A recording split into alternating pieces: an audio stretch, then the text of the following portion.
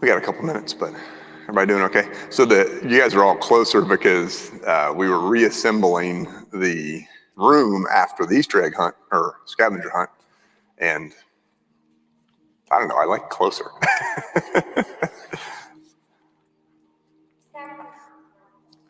It was terrific, wasn't it? Even my youngest, my fourth grader, who's seen his fair share of church scavenger hunts, said that he prefers this because it's not like a mad dash for candy. You know, he doesn't have to worry about stepping on some little girl. And he said there's snow cones at the end. So, I mean, how can you go wrong with snow cones at the end?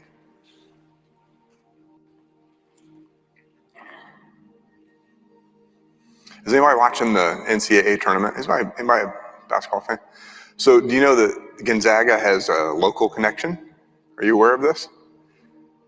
So Drew Time, Timmy, he's a first, like, I'm pretty sure Clayton baptized him. He's a member of First Richardson. Yeah. He went to Pierce, but his family are members at First Richardson. Good Methodist kid. And not a bad basketball player. I'm not sure there's a direct correlation there, but we'll claim it. I've got them winning it all in my bracket. That's about the only thing going right in my bracket. Yeah, what? Oh, yeah? Who are they? And Baylor. Yeah.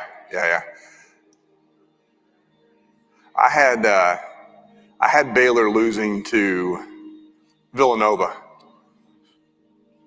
which did not make my Baylor Peeps happy. He's giving me a hard time about it.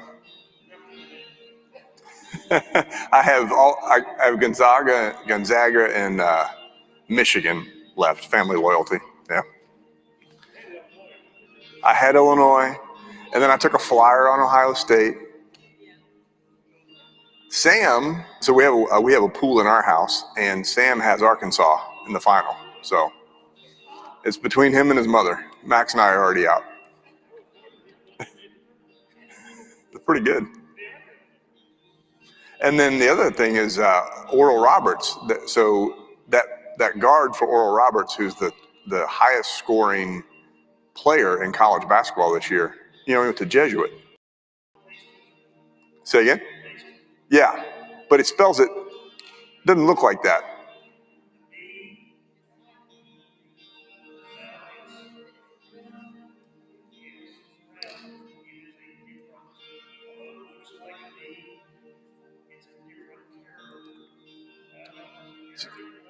Huh. Huh. So I've got one of my best friends, his son went to Jesuit, really good basketball player. He's at a prep school in Boston, in New England. And he and that kid are like best friends. So there was a picture right at the start of the tournament out of that Jesuit class, or they were teammates, but they might have been the same class, but it was him, Daryl Jr., this friend of mine's son, and a kid who starts for Michigan State. And that's a salty lineup for a little Catholic school, yeah. All right, it is 5:02. Are we online and good to go? Oh, good. So that means it's working. Yes. Okay, great. Man, if you were on campus this morning, it was so close to feeling normal. It was so great.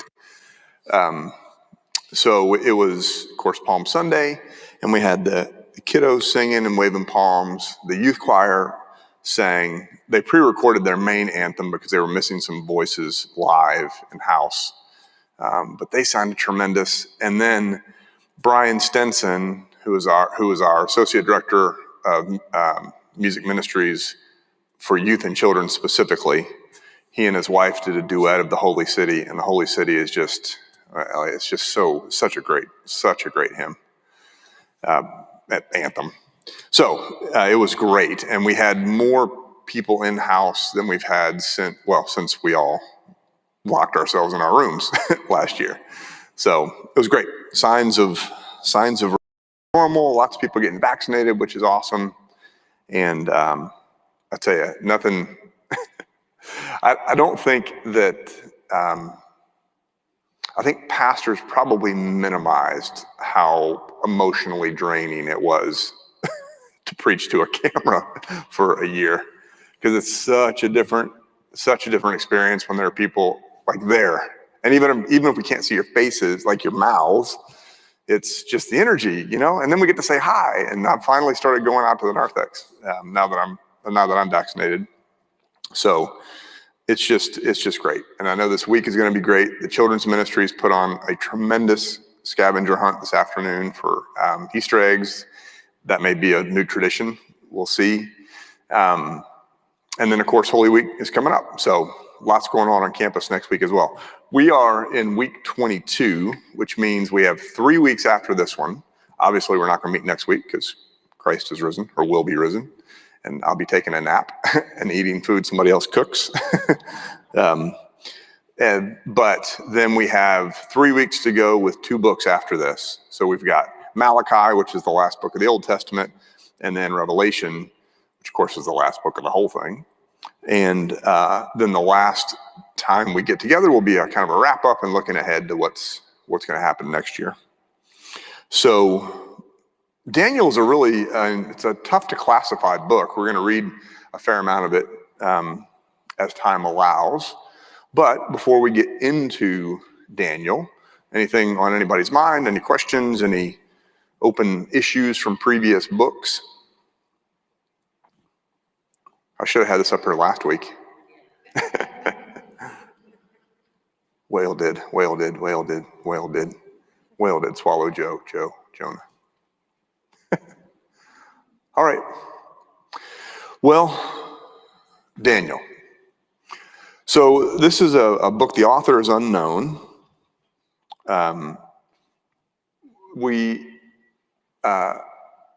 It's set during the exile, during the reign of Nebuchadnezzar, who was of course, the king in Babylon, who conquered not just the Israelites, but conquered a lot of people. So it's that setting, but it's not easy. It's not really easy to classify. So it's in the prophetic books because that's where it was placed in the Greek Septuagint, which is the Greek translation of the Hebrew Bible. So the Septuagint is the Bible that Jesus and his disciples would have used in the first century. And Daniel was put in there. Almost certainly because of the visions that come towards the second half of the book. But in the Hebrew canon, it's actually in the writings, like the historical books between Esther and Ezra. And really, when you read the first 6 chapters of Daniel, it reads like Esther to me. I mean, it's kind of it's not one complete narrative like Esther is, but it's got a kind of similar tone. There's a chapter that we'll read that's pretty similar to the Joseph cycle in the book of Genesis. It's not really about a prophet at that point. But then it takes a turn in chapters 7 to 12. And there are 4 visions in those closing chapters that are a totally different classification of literature, apocalyptic. So apocalyptic literature is easily the most misunderstood genre of biblical literature. There are examples of apocalyptic writing in the Gospels, not in John so much, but in the Synoptics. Of course, Revelation is apocalyptic literature, and we're going to spend a whole class on that. We could spend a whole semester on Revelation, but apocalypse means revealing or unveiling.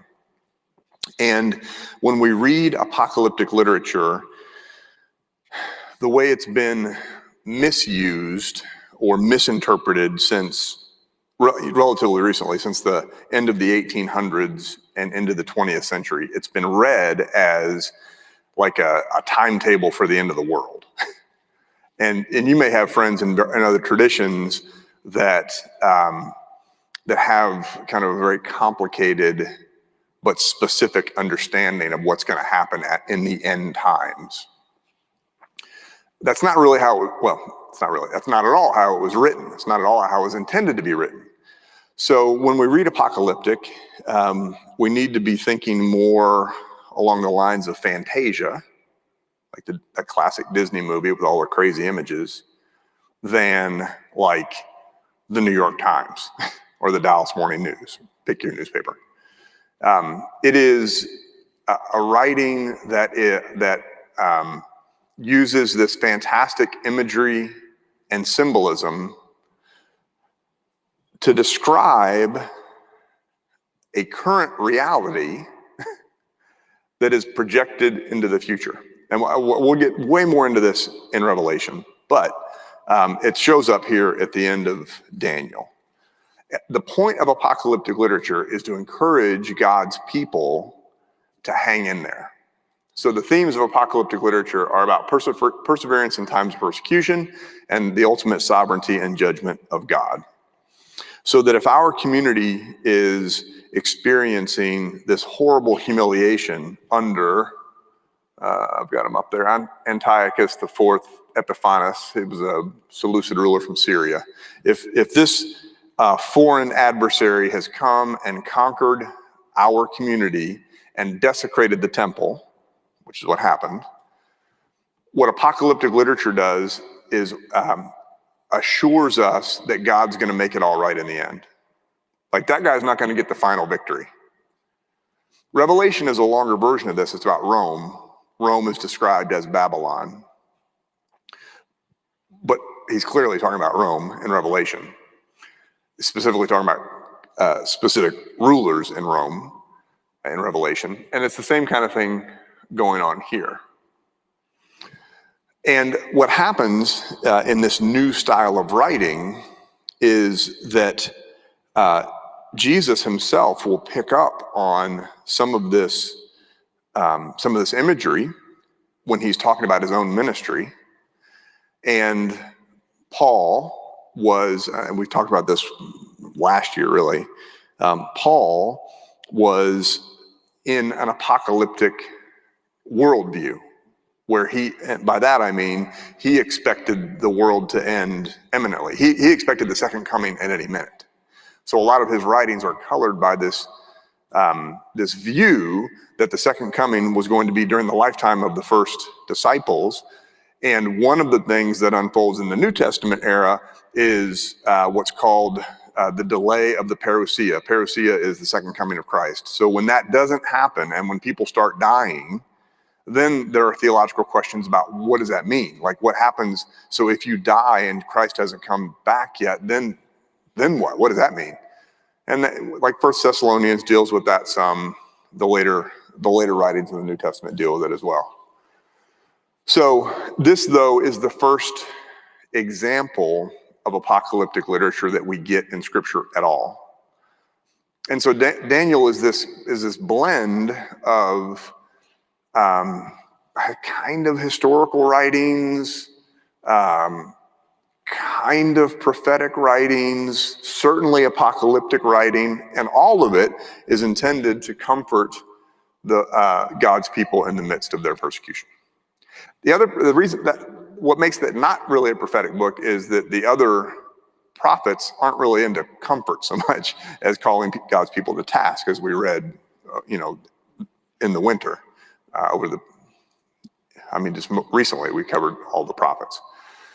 So there's something different going on in Daniel. And of course, it's got some of the most famous, well, maybe not most famous, it's got some famous stories that we'll read about. Okay, let's go to the very beginning. Chapter 1, verse 1. So in the third year of King Jehoiakim of Judah, King Nebuchadnezzar of Babylon came to Jerusalem and besieged it. We know that story pretty well by now. The Lord let King Jehoiakim of Judah fall into his power, as well as some of the vessels of the house of God. These he brought to the land of Shinar. It's a name for, what's my note here? Oh, the Hebrew there originally said to the house of his own gods, but Babylon, and placed the vessels in the treasury of his gods. Then the king commanded his palace master, Ashpenaz, to bring some of the Israelites of the royal family and of the nobility, young men without physical defect and handsome, versed in every branch of wisdom, endowed with knowledge and insight, and competent to serve in the king's palace. They were to be taught the literature and language of the Chaldeans. The king assigned them a daily portion of the royal rations of food and wine. They were to be educated for 3 years, so that at the end of that time they could be stationed in the king's court. Among them were Daniel, Hananiah, Mishael, and Azariah from the tribe of Judah. The palace master gave them other names. Daniel he called Belteshazzar. Hananiah he called Shadrach. These names are going to be familiar. Mishael he called Meshach, and Azariah he called Abednego. But Daniel resolved that he would not defile himself with the royal rations of food and wine, so he asked the palace master to allow him not to defile himself. Now God allowed Daniel to receive favor and compassion from the palace master. The palace master said to Daniel, I am afraid of my lord the king. He has appointed your food and your drink. If he should see you in poorer condition than the other young men of your own age, you would endanger my head with the king. Then Daniel asked the guard whom the palace master had appointed over Daniel, Hananiah, Mishael, and Azariah, "Please test your servants for 10 days. Let us be given vegetables to eat and water to drink. You can then compare our appearance with the appearance of the younger men who eat the royal rations, and deal with your servants according to what you observe." So he agreed to this proposal and tested them for 10 days. At the end of the 10 days, it was observed that they were better and fatter than all the young men who had been eating the royal rations. And so the guard continued to withdraw their royal rations and the wine they were to drink, and gave them vegetables. To these 4 young men, God gave knowledge and skill in every aspect of literature and wisdom. Daniel also had insight into all visions and dreams. At the end of the time that the king had set for them to be brought in, the palace master brought them into the presence of Nebuchadnezzar, and the king spoke with them. And among them all, no one was found to compare with Daniel, Hananiah, Mishael, and Azariah. Therefore, they were stationed in the king's court. In every matter of wisdom and understanding concerning which the king inquired of them, he found them 10 times better than all the magicians and enchanters in his whole kingdom. And Daniel continued there until the first year of King Cyrus. So that's the entire exile. So right here in the first chapter, we get an important principle. And this is a principle that ends up being foundational in apocalyptic literature. And that is that it is better to remain true to God. It's better to keep the faith and risk persecution than to go along to get along and compromise on matters of faith. It's a simple example here with the food, but it's a symbolic example, an important example. And as we're going to see in the second chapter, it's going to pay off. And the second chapter has, clear echoes to the Joseph cycle in Genesis, which we talked about a long time ago, but that you may be familiar with. And I'm guessing this is going to ring a bell, so we'll keep going. In the second year of Nebuchadnezzar's reign, Nebuchadnezzar dreamed such dreams that his spirit was troubled and his sleep left him. So the king commanded that the magicians, the enchanters, the sorcerers, and the Chaldeans be summoned to tell the king his dreams. When they came in and stood before the king, he said to them, "I have had such a dream that my spirit is troubled by the desire to understand it." The Chaldeans said to the king in Aramaic, "O king, live forever. Tell your servants the dream, and we will reveal the interpretation." The king answered the Chaldeans, "This is a public decree. If you do not tell me both the dream and its interpretation, you shall be torn limb from limb, and your houses," sorry, I shouldn't laugh at that. That's a pretty serious consequence. "And your houses shall be laid in ruins. But if you do tell me the dream and its interpretation, you shall receive honor from me, gifts and rewards and great honor. Therefore tell me the dream and its interpretation." They answered a second time, "Let the king first tell his servants the dream, then we can give its interpretation." The king answered, "I know with certainty that you are trying to gain time, because you see I have firmly decreed, if you do not tell me the dream, there is but one verdict for you. You have agreed to speak lying and misleading words to me until things take a turn. Therefore tell me the dream, and I shall know that you can give me its interpretation." The Chaldeans answered the king, "There is no one on earth who can reveal what the king demands. In fact, no king, however great and powerful, has ever asked such a thing of any magician or enchanter or Chaldean. The thing that the king is asking is too difficult, and no one can reveal it to the king except the gods, whose dwelling is not with mortals." Because of this, the king flew into a violent rage and commanded that all the wise men of Babylon be destroyed. The decree was issued, and the wise men were about to be executed, and they looked for Daniel and his companions to execute them. Then Daniel responded with prudence and discretion to Arioch, the king's chief executioner, who had gone out to execute the wise men of Babylon. He asked Arioch, the royal official, "Why is the decree of the king so urgent?" Arioch then explained the matter to Daniel. So Daniel went in and requested that the king give him time, and he would tell the king the interpretation. Then Daniel went to his home and informed his companions, Hananiah, Mishael, and Azariah, and told them to seek mercy from the God of heaven concerning this mystery, so that Daniel and his companions with the rest of the wise men of Babylon might not perish. Then the mystery was revealed to Daniel in a vision of the night, and Daniel blessed the God of heaven. Daniel said, "Blessed be the name of God from age to age, for wisdom and power are his. He changes times and seasons, deposes kings, and sets up kings. He gives wisdom to the wise and knowledge to those who have understanding. He reveals deep and hidden things. He knows what is in the darkness, and light dwells with him. To you, O God of my ancestors, I give thanks and praise, for you have given me wisdom and power and have now revealed to me what we asked of you, so that you have revealed to us what the king ordered." Therefore Daniel went to Arioch, whom the king had appointed to destroy the wise men of Babylon, and said to him, "Do not destroy the wise men of Babylon. Bring me in before the king, and I will give the king the interpretation." Then Arioch quickly brought Daniel before the king and said to him, "I have found among the exiles from Judah a man who can tell the king the interpretation." The king said to Daniel, whose name was Belshazzar, Daniel's way easier to say, "Are you able to tell me the dream that I have seen and its interpretation?" Daniel answered the king, "No wise men, enchanters, magicians, or diviners can show to the king the mystery that the king is asking, but there is a God in heaven who reveals mysteries, and he has disclosed to King Nebuchadnezzar what will happen at the end of days. Your dream and the visions of your head as you lay in bed were these. To you, O king, as you lay in bed, came thoughts of what would be hereafter, and the revealer of mysteries disclosed to you what is to be. But as for me, this mystery has not been revealed to me because of any wisdom that I have, more than any other living being, but in order that the interpretation may be known to the king and that you may understand the thoughts of your mind. You were looking, O king, and lo, there was a great statue. This statue was huge, its brilliance extraordinary. It was standing before you, and its appearance was frightening.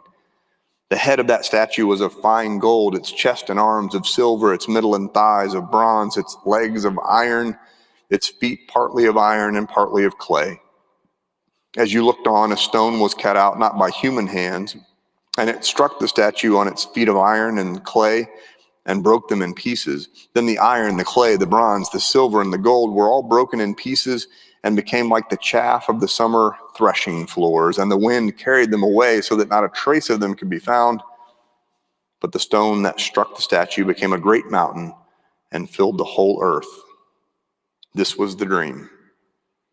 Now we will tell the king its interpretation. You, O king, the king of kings, to whom the God of heaven has given the kingdom, the power, the might, and the glory. That's a refrain that will show up later. Into whose hands he has given human beings wherever they live, the wild animals of the field and the birds of the air, and whom he has established as ruler over them all. You are the head of gold. After you shall arise another kingdom inferior to yours, and yet a third kingdom of bronze, which shall rule over the whole earth.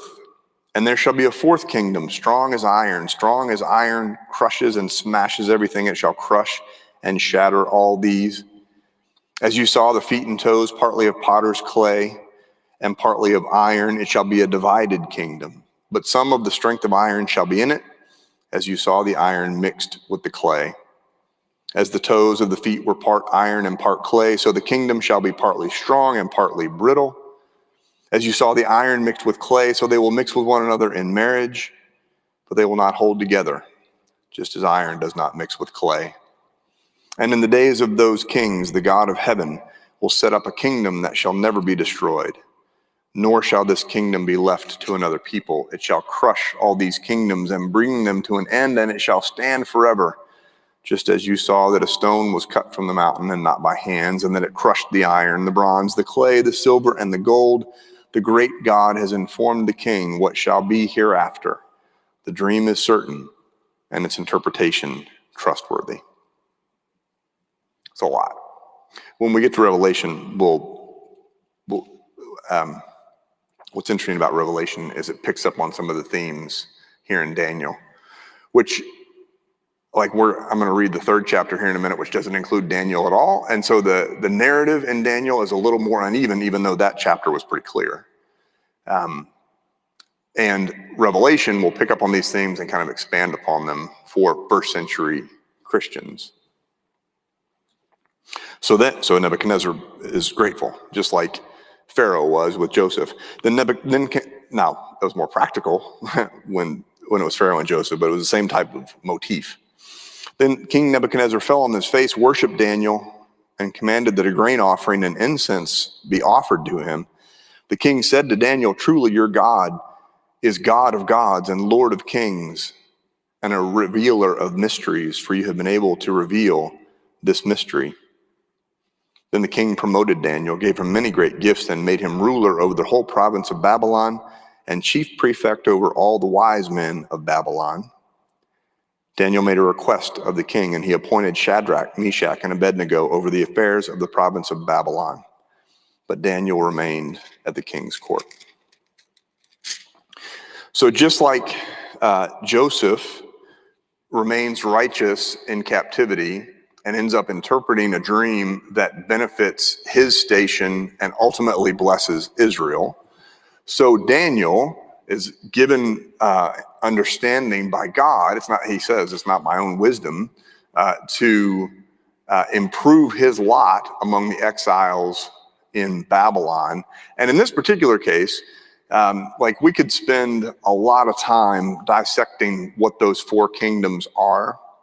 There are historical corollaries to each one of those kingdoms. The history really of that part of the world, from Nebuchadnezzar all the way down to the Seleucids.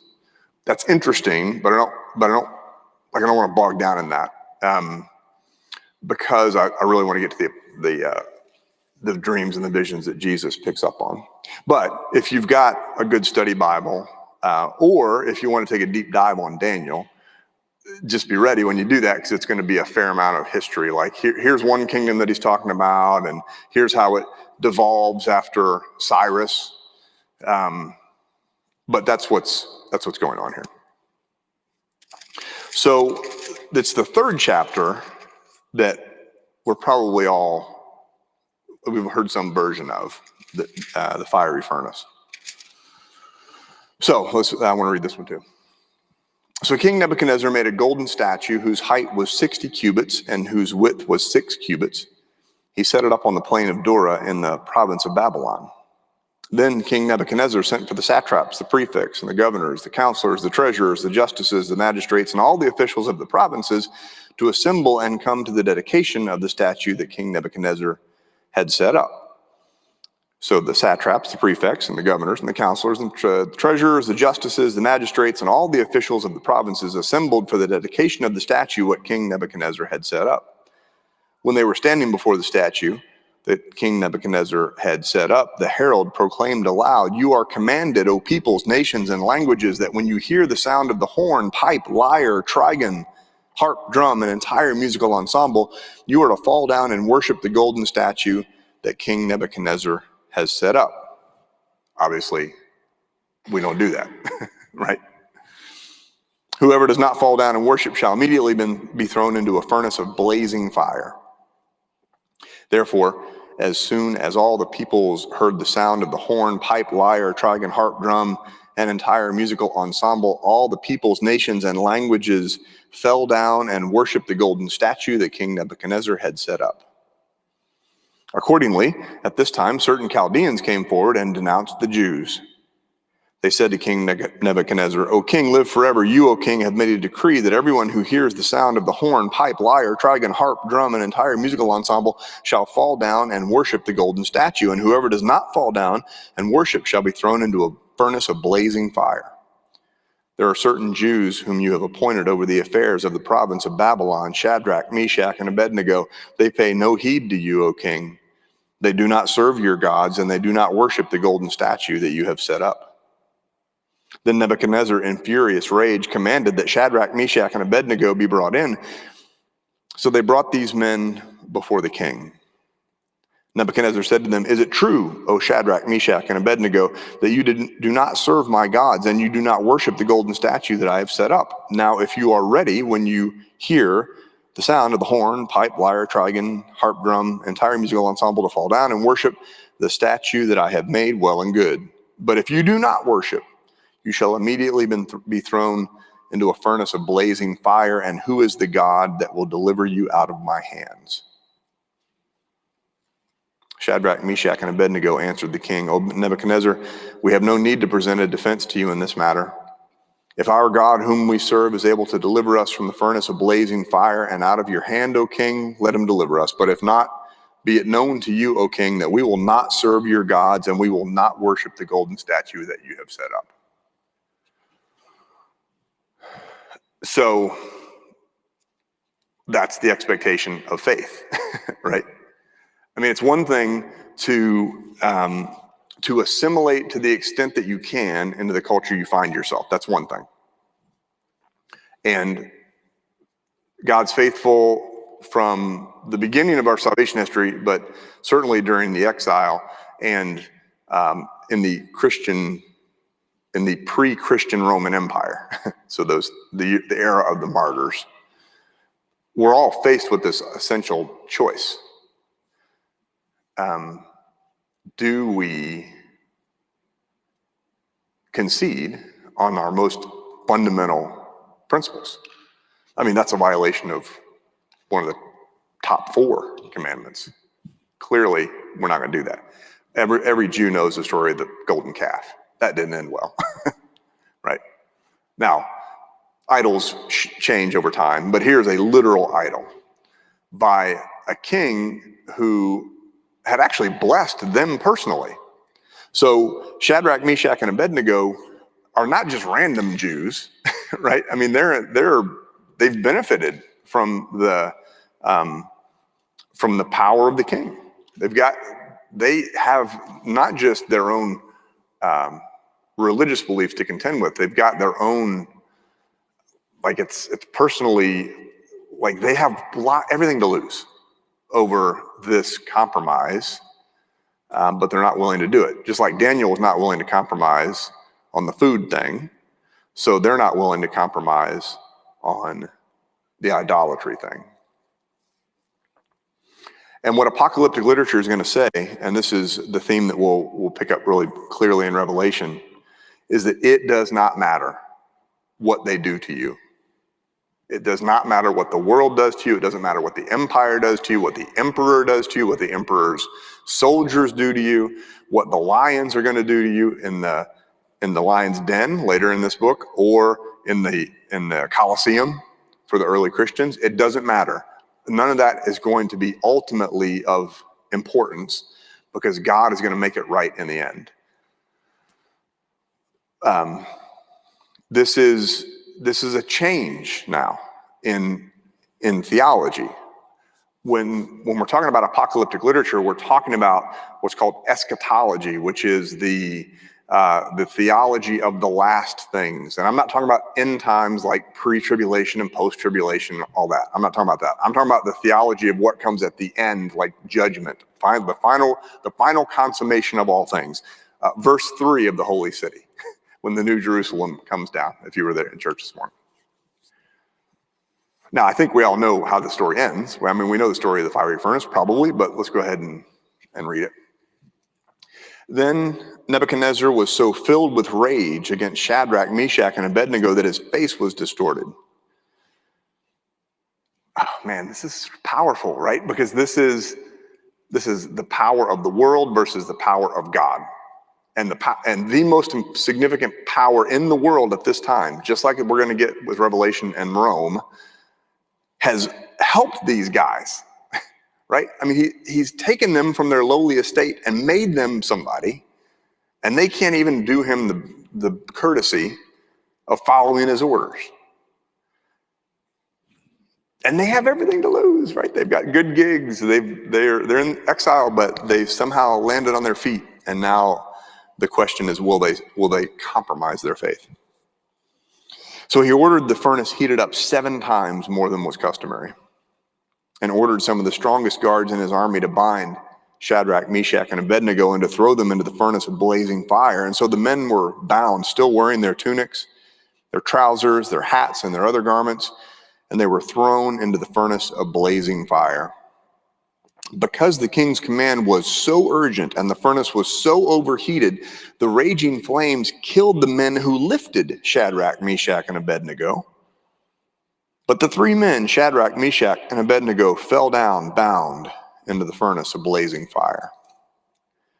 Then King Nebuchadnezzar was astonished and rose up quickly. He said to his counselors, "Was it not 3 men that we threw bound into the fire?" They answered the king, "True, O king." He replied, "But I see 4 men unbound, walking in the middle of the fire, and they are not hurt. And the 4th has the appearance of a god." Nebuchadnezzar then approached the door of the furnace of blazing fire and said, "Shadrach, Meshach, and Abednego, servants of the Most High God, come out, come here." So Shadrach, Meshach, and Abednego came out from the fire. And the satraps, the prefects, the governors, and the king's counselors gathered together and saw that the fire had not had any power over their bodies, over the bodies of those men. The hair of their heads was not singed, their tunics were not harmed, and not even the smell of fire came from them. Nebuchadnezzar said, "Blessed be the God of Shadrach, Meshach, and Abednego, who has sent his angel and delivered his servants who trusted in him. They disobeyed the king's command and yielded up their bodies rather than serve and worship any god except their own God. Therefore, I make a decree. Any people, nation, or language that utters blasphemy against the God of Shadrach, Meshach, and Abednego shall be torn limb from limb, and their houses laid in ruins, for there is no other God who is able to deliver in this way." Then the king promoted Shadrach, Meshach, and Abednego in the province of Babylon. It's that 28th verse. If you were to underline anything in your Bibles, Nebuchadnezzar says, "Blessed be the God of Shadrach, Meshach, and Abednego, who has sent his angel and delivered his servants." That second sentence. "They disobeyed the king's command and yielded up their bodies rather than serve and worship any god except their own God." That is the whole point of apocalyptic literature. That is what this kind of literature is trying to convey.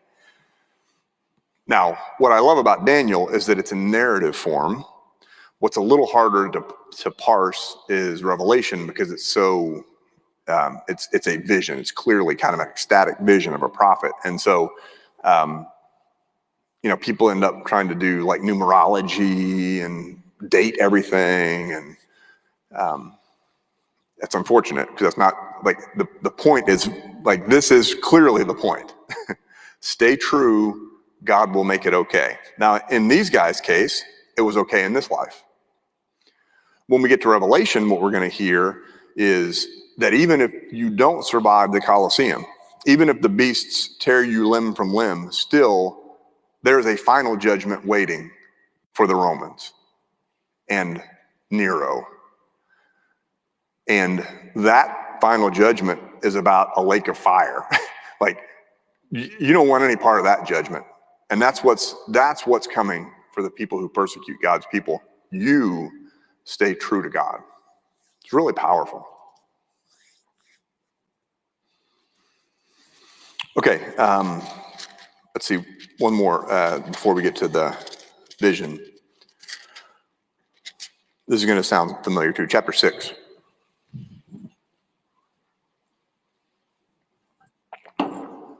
Scholars think that bit about the fiery furnace, that chapter, may have been a later addition because Daniel doesn't appear at all, which is weird.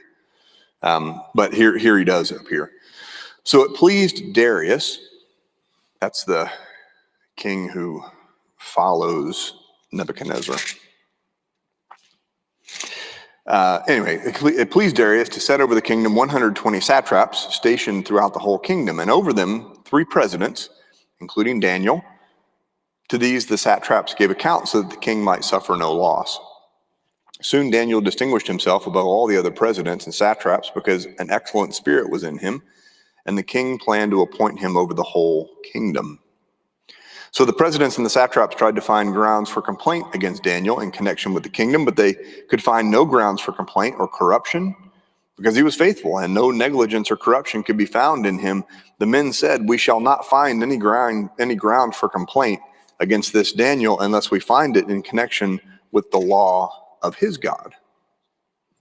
So the presidents and satraps conspired and came to the king and said to him, "O King Darius, live forever. All the presidents of the kingdom, the prefects and the satraps, the counselors and the governors are agreed that the king should establish an ordinance and enforce an interdict, how do I pronounce that actually?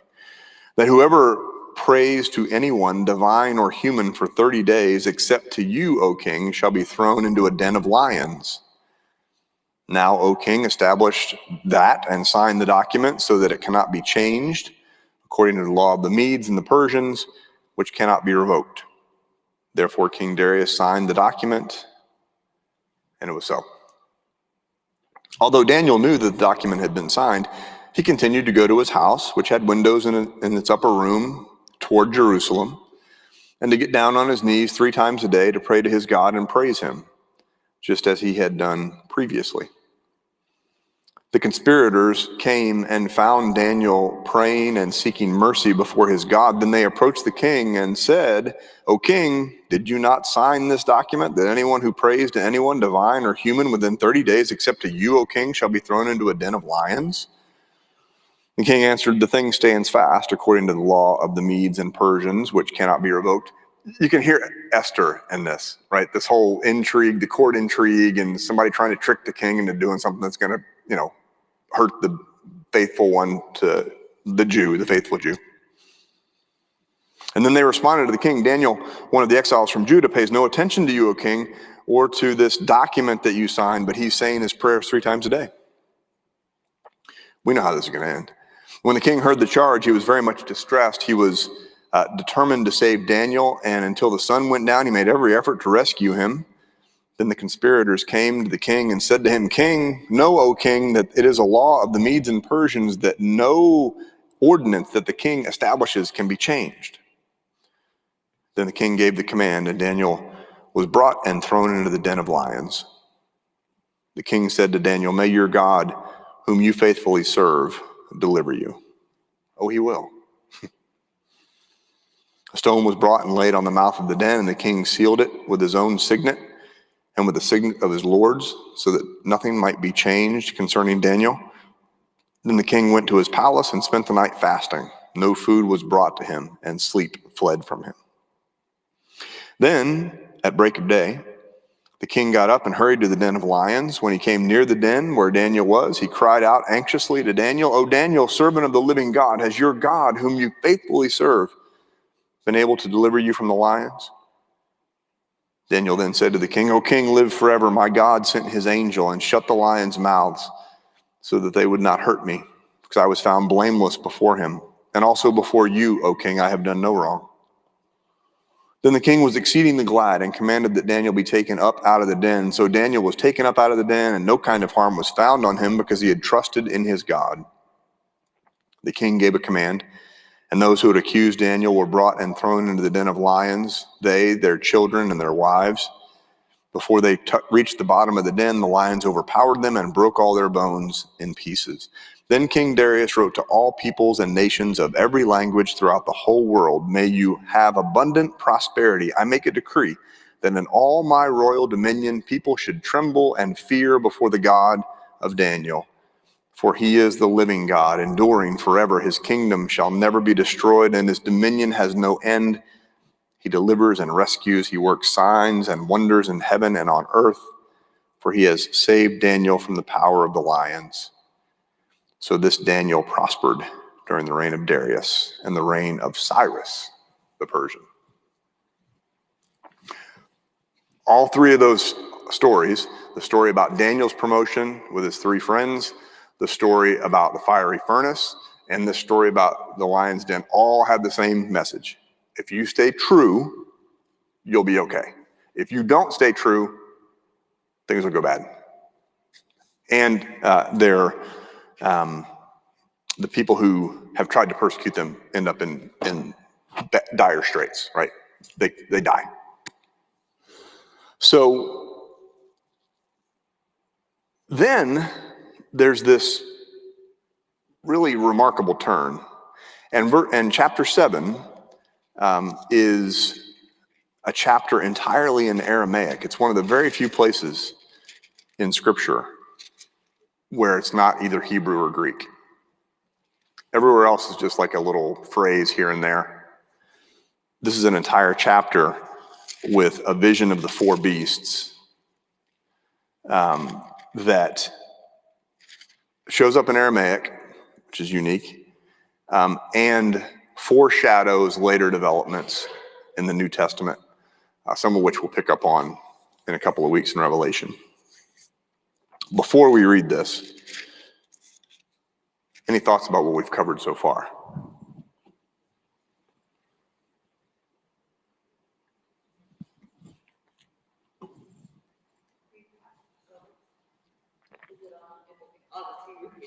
Someone's asking why do preachers not preach more on Daniel?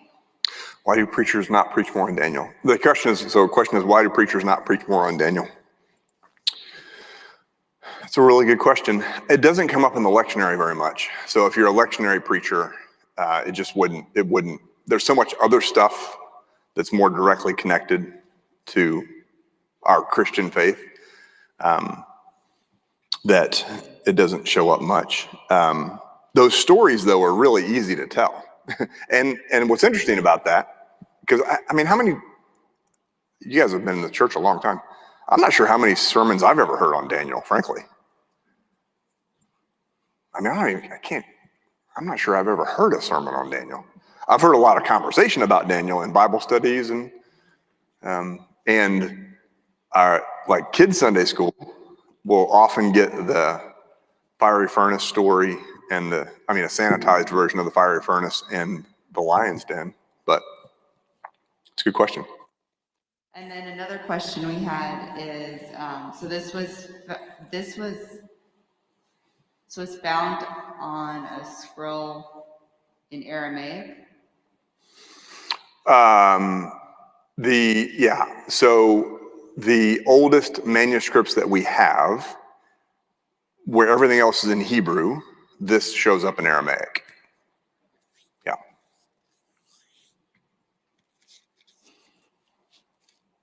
I'm not sure exactly what to read into that, by the way. I just think it's fun trivia. Yeah. Okay, chapter 7. In the first year of King, here, let me just read my note in my study Bible on this. It is generally agreed that these chapters, so 7 through 12, focus on the reign of Antiochus IV Epiphanes, who ruled from 175 to 164 BC. So,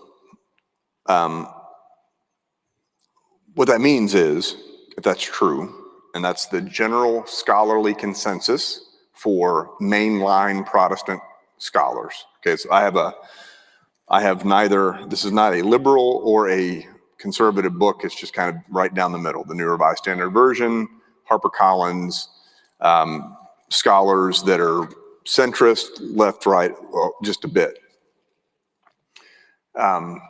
Obviously, a literalist wouldn't look at it that way, but it's the way we look at it. And so this would be 2nd century.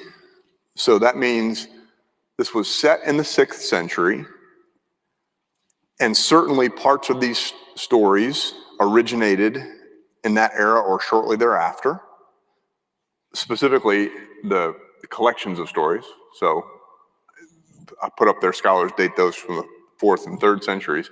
And then this section here that we're about to read seems to be a commentary on this terrible person whose reign culminated in the desecration of the temple in 167 BC. So in Revelation, what we're going to see is that it is an indictment of Babylon written in the 1st century. So this is, that's a long time ago, centuries and centuries ago, an indictment of Babylon that is clearly talking about Rome. And it's written that way so that they could avoid further persecution if at all possible. So if Romans wouldn't know, right, that like the average Roman investigator wouldn't know that Babylon meant Rome. So it's right that kind of code was to help us write a message to one another such that if it fell into the hands of the authorities, it might survive and we might survive. It's the same kind of thing going on here. So we're living in this reign in the 2nd century. That was the time of the Maccabees, by the way. The whole story of Hanukkah is kind of connected to this period of Jewish history. We're writing, we put it in the book of Daniel, which is set way back in Babylon as well. So there's we just have to kind of read between the lines here. And not all that long after this is written, Jesus will pick it up in some of his language about what his ministry means. Okay. So in the 1st year of King Belshazzar of Babylon, Daniel had a dream and visions of his head as he lay in bed. Then he wrote down the dream. I, Daniel, saw in my vision by night the 4 winds of heaven stirring up the great sea. And 4 great beasts came up out of the sea, different from one another. The first was like an eagle and had eagle's wings. Then as I watched, its wings were plucked off, and it was lifted up from the ground and made to stand on 2 feet like a human being. And a human mind was given to it. Another beast appeared, a second one, and it looked like a bear. It was raised up on one side, had 3 tusks in its mouth among its teeth, and was told, arise, devour many bodies. After this, as I watched, another appeared like a leopard. The beast had 4 wings of a bird on its back and 4 heads, and dominion was given to it. After this, I saw the visions by night, a 4th beast, terrifying and dreadful and exceedingly strong. It had great iron teeth and was devouring, breaking in pieces and stamping what was left with its feet. It was different from all the beasts that preceded it, and it had 10 horns. I was considering the horns when another horn appeared, a little one coming up among them to make room for it. 3 of the earlier horns were plucked up by the roots. They were like eyes, human eyes in this horn, and a mouth speaking arrogantly. All that beast stuff is laden with symbolism about actual rulers, and I'm going to level with you, none of that has ever interested me. It meant something for the author at the time, meaning it meant something to that community. I don't spend a whole lot of time parsing that. There's other stuff to worry about for me. But now we get into this section here that ends up showing up again later. As I watched, thrones were set in place, and an ancient one, ancient of days, actually what that says, took his throne. His clothing was white as snow, and the hair of his head like pure wool. His throne was fiery flames, and its wheels were burning fire. That harkens back to Ezekiel. A stream of fire issued and flowed out from his presence. 1,000 thousands served him, and 10,000 times 10,000 stood attending him. The court sat in judgment, and the books were opened. Now we're getting somewhere. I love this kind of, this really, the closing chapters of Revelation where it talks about Judgment Day.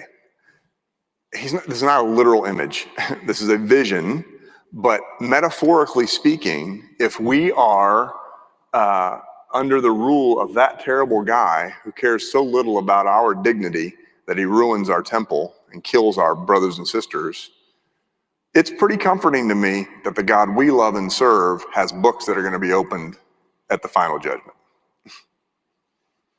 And even though it worked out really well for Daniel and Shadrach and Meshach and Abednego in this life, we all know that's not always the way it goes. So the notion of a final judgment of these evil powers that rule the world is a really, really comforting thing. And believe it or not, even though I would argue that this is, not an insignificant part of the popular imagination about what Christianity is all about what faith is all about, this final judgment. It's actually a very small portion of Scripture. And this gives us a really early glimpse of it, relatively speaking, that shows up in this way that is so compelling in Revelation that it occupies the imagination of a lot of people. Probably, frankly, more than it should, because it's such a small portion of our faith. But it's evocative. That's the effectiveness of this kind of writing. So the court sat in judgment and the books were open. I watched then because of the noise of the arrogant words that the horn was speaking. This bad guy. And as I watched, the beast was put to death and its body destroyed and given over to be burned with fire. That imagery will come up again as well. As for the rest of the beasts, their dominion was taken away, but their lives were prolonged for a season and a time. And this is where we get into people saying, well, that must mean 1,000 years plus 500 years. And as I watched in the night visions, I saw one like a human being. What that says there is I saw one like a son of man. Well, who's the son of man? Jesus, right? Coming with the clouds of heaven. And he came to the Ancient One, the Ancient of Days, and was presented before him. To him was given dominion and glory and kingship, that all peoples, nations, and languages should serve him. His dominion is an everlasting dominion that shall not pass away, and his kingship is one that shall never be destroyed.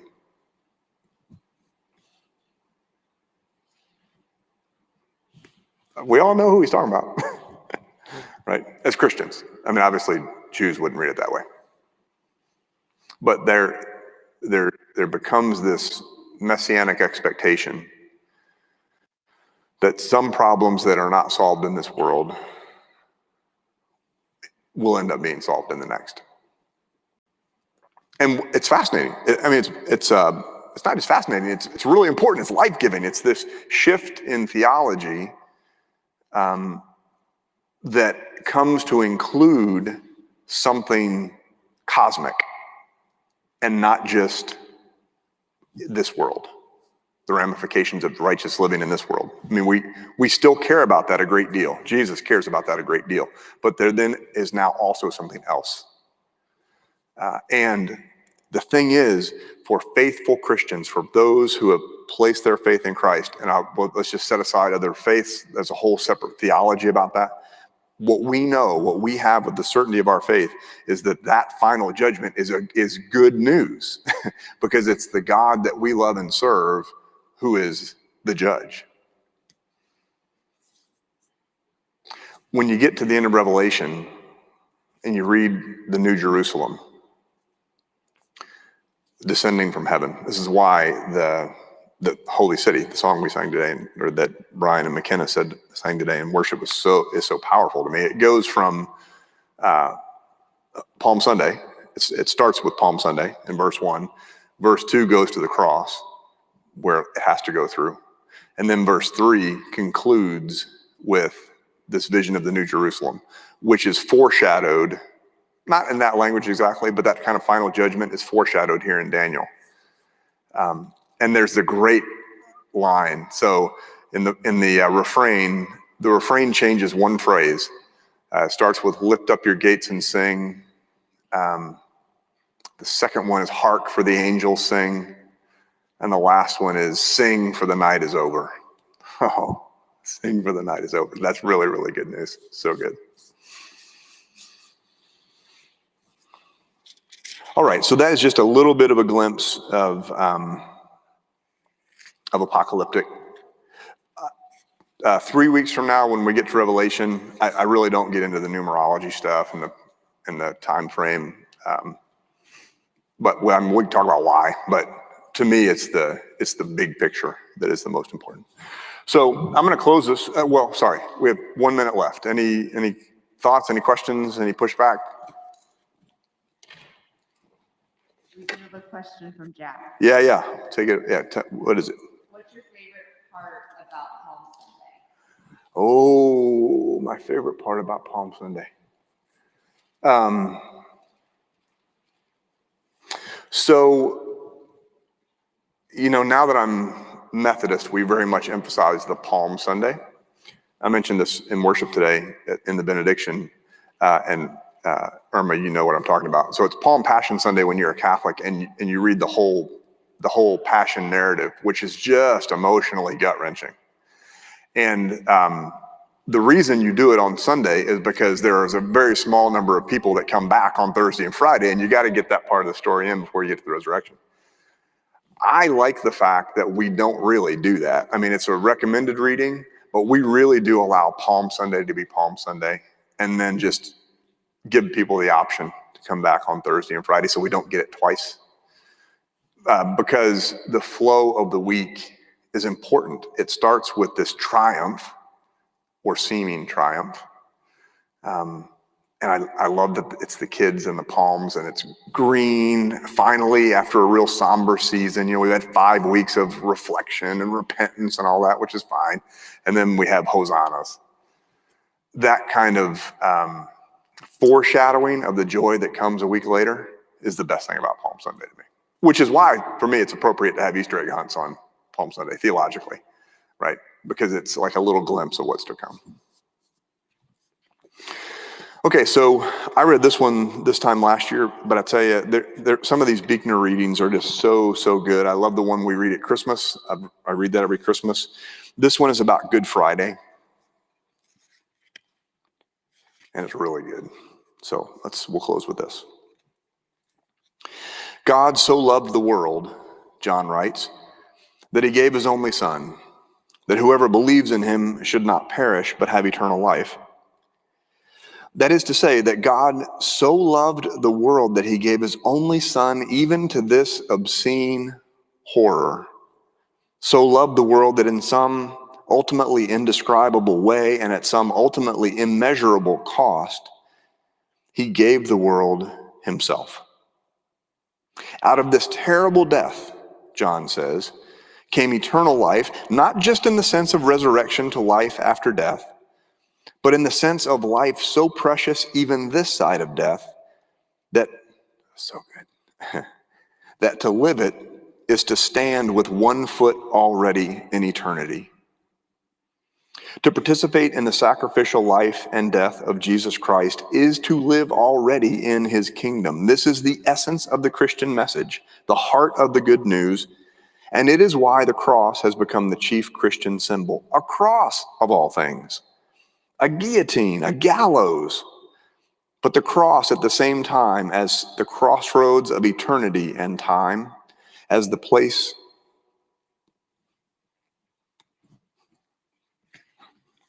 every time I read this out loud, as the place where such a mighty heart was broken that the healing power of God himself could flow into it, into a sick and broken world. It was for this reason that of all the possible words they could have used to describe the day of his death, the word they settled on was good. Good Friday. All right, y'all. It is a pleasure spending time with you every Sunday. So God bless you. Holy Week, hopefully we'll see you in some way on Thursday and on Friday, and then next Easter morning. Thanks. God bless.